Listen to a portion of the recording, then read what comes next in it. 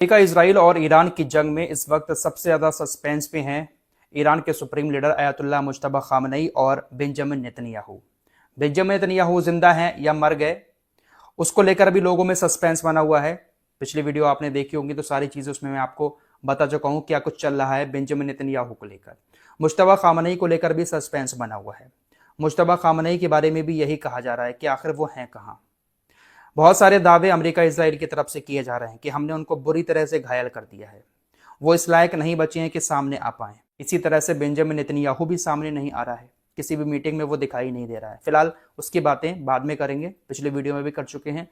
इस वीडियो में बड़ी खबर ये है कि मुज्तबा खामनेई को लेकर ऐसे दावे किए जा रहे हैं कि मुज्तबा खामनेई ईरान में है ही नहीं। दरअसल मुज्तबा खामनेई के ऊपर अमेरिका इजराइल ने जो हमला किया, उस हमले में मुज्तबा खामनेई बहुत ज़्यादा गंभीर रूप से घायल हो चुके हैं। अब ये हमला कब हुआ था? जिस दिन अली खामनेई की मौत हुई उसी दिन इनके ऊपर भी हमला हुआ था। ये लोग एक ही जगह पर मौजूद थे। उस हमले में इनको बहुत ज़्यादा चोट लगी थी, जिसकी वजह से इनको ईरान से रशिया ले जाया गया है। रशिया के एक सैन्य विमान में ईरान से मुज्तबा खामनेई को इलाज के लिए मॉस्को शिफ्ट किया गया है। ये दावा कुवैत के एक अखबार अल जरीदा की तरफ से किया गया है। बहुत बड़ा दावा है दोस्तों।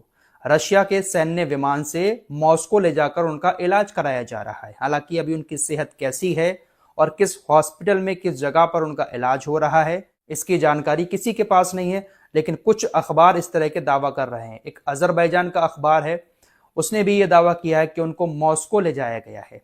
एक कुवैती अखबार ने दावा किया, बाकी और मीडिया पर इस तरह की खबरें हैं कि उनको ईरान से रशिया शिफ्ट कर दिया गया है, इसलिए वो सामने भी नहीं आ रहे हैं। उनका कोई रिकॉर्डेड भाषण भी नहीं दिखाया जा रहा है टीवी पर, न ही उनकी आवाज़ में कोई भाषण अभी तक ईरानी मीडिया पर दिखाया गया है।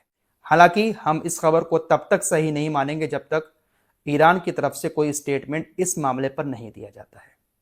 अगर ईरान ऑफिशियली इसको बताएगा कि हाँ उनको रशिया ले जाया गया है, तभी यकीन किया जाएगा। वैसे IRGC ने कल के स्टेटमेंट में ये साफ कर दिया था कि मुज्तबा खामनेई पूरी तरह से सही सलामत हैं, जिंदा हैं, उनको किसी तरह की कोई चोट नहीं लगी है। फिलहाल पिछले 4-5 दिनों से मुज्तबा खामनेई और नेतन्याहू को लेकर सस्पेंस अभी भी लगातार बरकरार है। दोस्तों, अमेरिका और इजराइल ईरान को हर तरफ से फंसाना चाहते हैं। अमेरिका इजराइल पूरी कोशिश में लगे हुए हैं कैसे भी करके कोई ऐसा मौका मिले कि पूरी दुनिया ईरान के ऊपर टूट पड़े।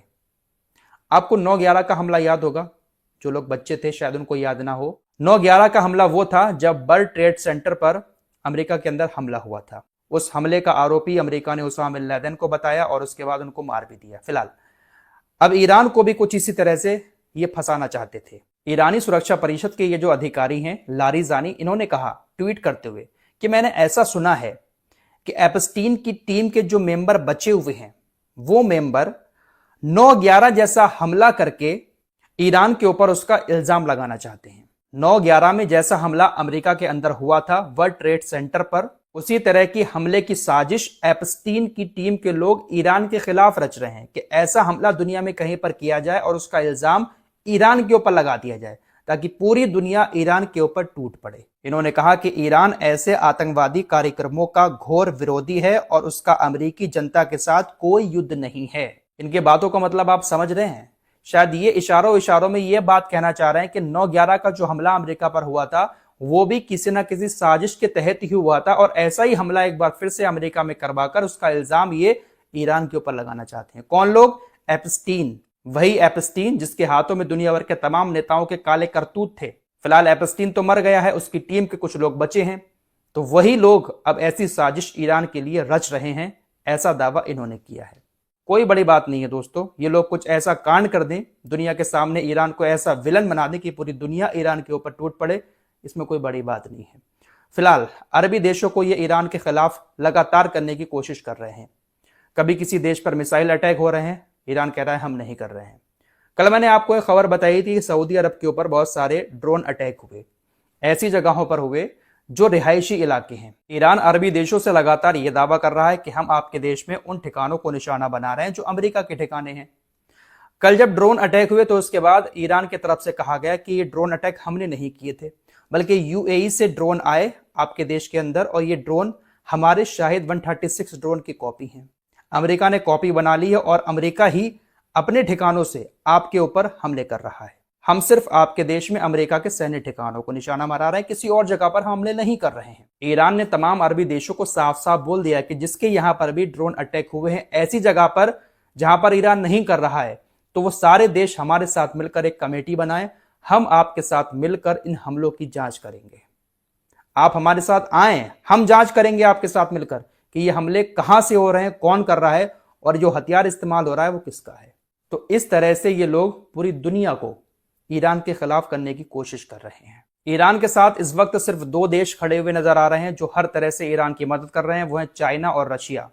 उत्तर कोरिया मदद कर रहा है, नहीं कर रहा है, नहीं कहा जा सकता, लेकिन रशिया को लेकर तो खुलकर ईरान के विदेश मंत्री अब्बास अरागची ने कह ही दिया कि रशिया तो हमारी मदद कर रहा है। साफ कह दिया कि रूस और चीन हमारे रणनीतिक साझेदार हैं। अतीत में हमारा बहुत ज्यादा गहरा सहयोग रहा है जो अभी भी जारी है और इसमें सैन्य सहयोग भी शामिल है। मैं इसके बारे में विस्तार से नहीं बताऊंगा। तो अब्बास अरागची ने हिंट दे दिया है कि सैन्य सहायता भी जारी है। किस तरह से वो सैन्य सहायता कर रहे हैं खुलकर मीडिया को नहीं बताया अब्बास अरागची ने, लेकिन चाइना और रशिया का पूरा पूरा सपोर्ट ईरान को इस जंग में है। ये बात सही है क्योंकि चाइना और रशिया भी नहीं चाहते हैं कि अमेरिका यहां पर जीते। अगर अमेरिका यहां पर जीत जाता है तो उसमें चाइना को बहुत नुकसान होगा। अब्बास अरागची की तरफ से लगातार मीडिया पर बात की जा रही है, लगातार वो मीडिया के सामने आ रहे हैं, इंटरव्यू दे रहे हैं। उसी एक इंटरव्यू के दौरान उन्होंने ये बात कही है। अपनी पिछली रिपोर्ट्स में आप लोगों को बता चुका हूं कि यूक्रेन भी अब कहीं ना कहीं मिडिल ईस्ट की जंग में शामिल हो चुका है। यूक्रेन ने बहुत सारे ड्रोन भेजे हैं ईरान के शाहिद 136 ड्रोन को मारने के लिए। साथ ही साथ इजराइल जो है हो सकता है कि यूक्रेन से कुछ एयर डिफेंस सिस्टम भी मंगाए, क्योंकि यूक्रेन के पास एक्सपीरियंस है रशिया से लड़ाई लड़ने का, उसकी मिसाइलों को रोकने का। तो इजराइल यूक्रेन के डिफेंस सिस्टम को अपने यहां पर तैनात कर सकता है। बातचीत दोनों के बीच चल रही है। अब ये सारी खबरें जब सामने आई हैं तो उसके बाद ईरान ने अब यूक्रेन को भी धमकी दे दी है। सीनियर ईरानी सांसद इब्राहिम अजीजी ने यूक्रेन को लेकर बयान दिया और कहा इजरायली शासन को ड्रोन सहायता देने के लिए यूक्रेन भी एक्टिव रूप से इस जंग में शामिल हो चुका है और संयुक्त राष्ट्र चार्टर के अनुच्छेद 51 के तहत उसने अपने पूरे क्षेत्र को ईरान के लिए एक वैध टारगेट बना दिया है। यूनाइटेड नेशंस का एक कानून है जिसके मुताबिक अगर कोई देश किसी देश को हथियार देता है, जंग में मदद करता है, तो फिर वो भी सामने वाले देश के निशाने पर आ जाता है। तो अब ईरान के निशाने पर यूक्रेन भी आ गया है। ईरान ने यूक्रेन को धमकी दे दी है। हालांकि यूक्रेन काफी दूर है ईरान से, लेकिन धमकी दे दी है कि आप भी अब हमारे निशाने पर और आप भी इस जंग में शामिल हो चुके हो। फिलहाल जंग अभी जारी है। अगर एक तरफ इजराइल के साथ अमेरिका जैसी सुपर पावर और उसके पिट्ठू देश हैं